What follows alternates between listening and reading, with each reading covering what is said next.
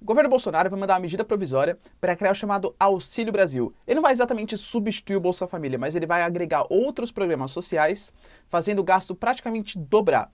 Isso é bom por um lado, porque vai gerar bastante, digamos assim, apelo social, né, aumento da popularidade, mas pelo outro pode colocar em risco o teto de gastos do Brasil.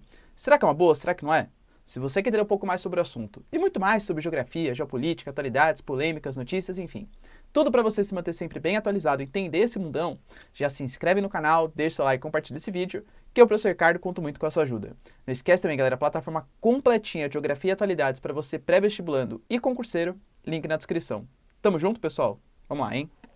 Bom, seguinte.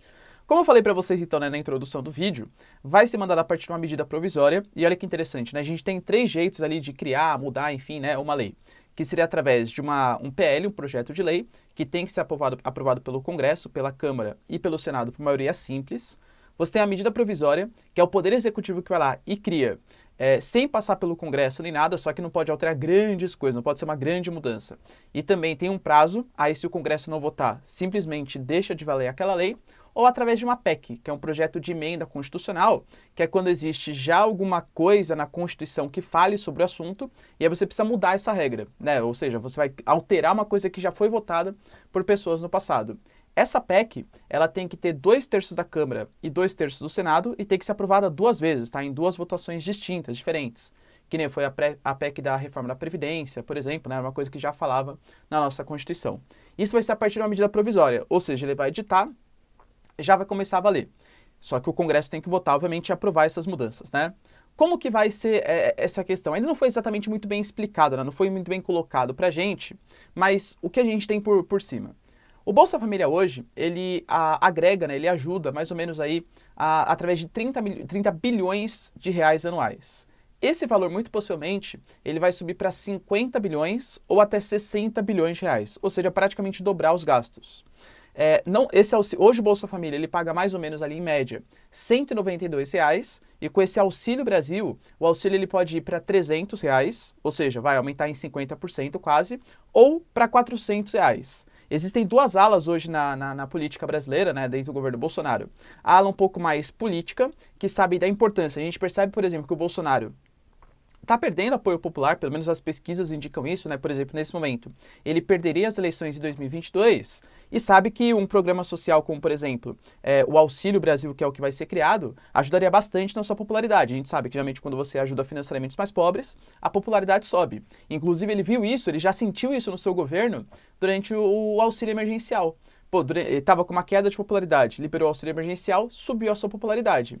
Então, essa coisa de ajudar os mais pobres é uma coisa que a parte política quer muito para conseguir reeleger o Bolsonaro. Só que existe também a equipe econômica, que teoricamente, né, da escola de Chicago, dá uma escola mais liberal, por exemplo, do Paulo Guedes, que fala que só existe um espaço para R$ 300, ou seja, um aumento de 50%, não aumento de 100%. Há uma grande questão também, né? Por quê? Porque o Brasil, ele tem que respeitar uma coisinha chamada de teto de gastos. Isso foi delimitado, galera, anos atrás, que basicamente você tem que ver todos os gastos que existem no Brasil, com saúde, educação, transporte, moradia, tudo tal, e você não pode ficar subindo gastos adoidado, você tem que respeitar um certo teto, né? Então, vou lançar um programa para educação. Pô, beleza. Vai respeitar o teto de gastos? Vai respeitar tantos bilhões de reais que o Brasil pode gastar? Se não for respeitar, se não vai falar da onde que vai tirar aquele dinheiro, o programa simplesmente ele não pode existir. Por quê, galera? O que acontecia muito no passado, né? Você ia lá, criava um programa, pô, super interessante, vou fazer um projeto que vai gastar 200 bilhões em educação, 300 bilhões não sei aonde e tal. Claro que investimento em educação e saúde é uma boa, tá? Não estou criticando isso.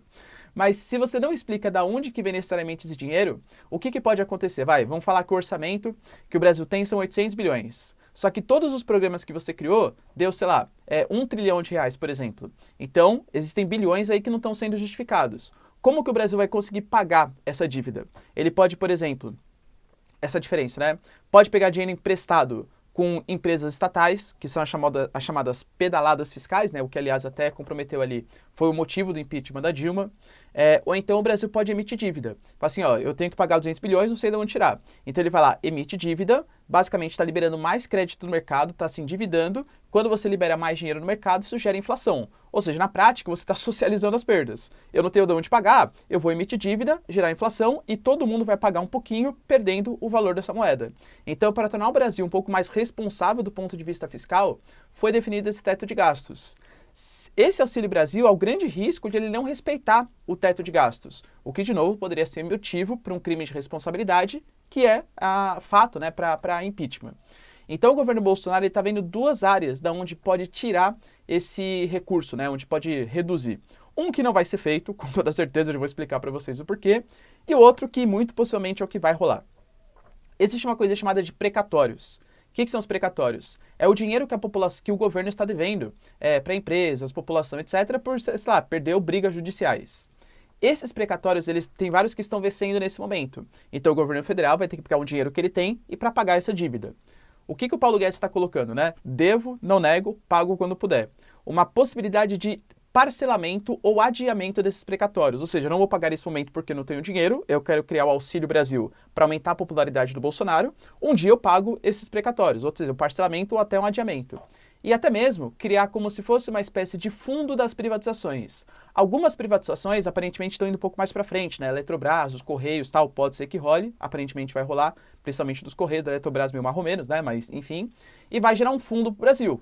Espera-se pelo menos, né? Um bom fundo aí, ou não, mas enfim. E esse fundo que vai ser gerado, todo esse dinheiro, se for aprovado, claro, tá, vai ser uma PEC que vai ter que se passar pela Câmara dos Deputados, pelo Senado, vai juntar o dinheiro para pagar também esse Auxílio Brasil. É preocupante por quê, galera? Porque privatização não é um programa contínuo, né? Então você vai lá e vende ali, beleza, gerei uma renda aqui, pagou. Vai o quê? Vai vender o Brasil inteiro, galera? Todo ano vai ter que ficar vendendo coisa para pagar? Então não é um dinheiro muito justificável. Mas enfim, aparentemente isso é o que vai ser rolado.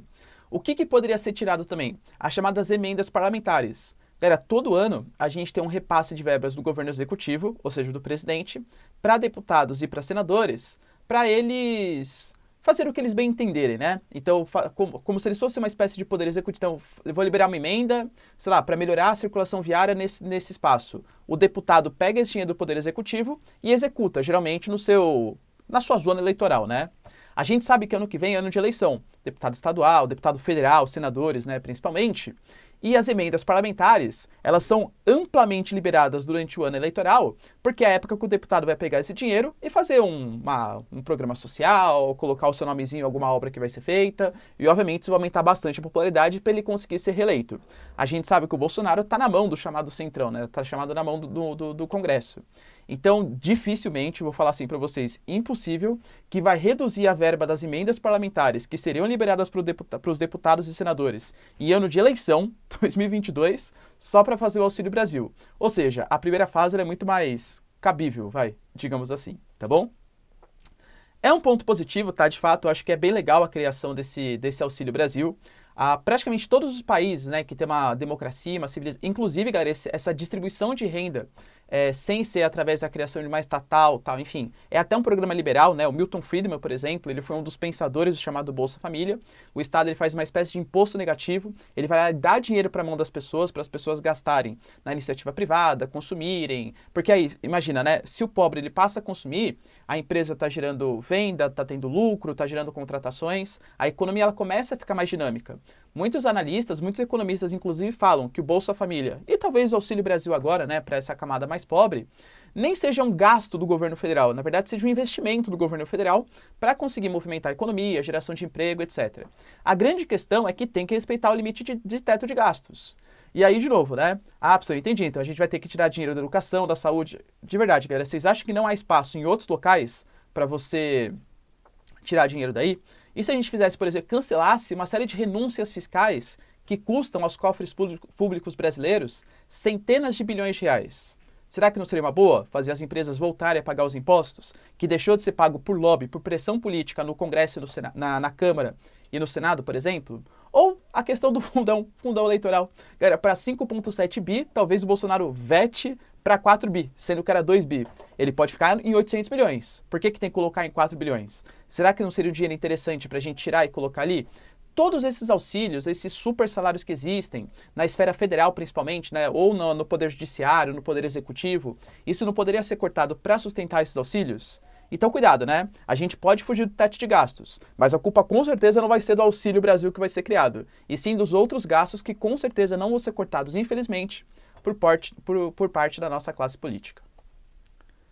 Tudo bem, galera? Deu para entender? Essa briga que está rolando aí da criação do Auxílio Brasil, o possível corte, né, o possível furo do teto de gastos?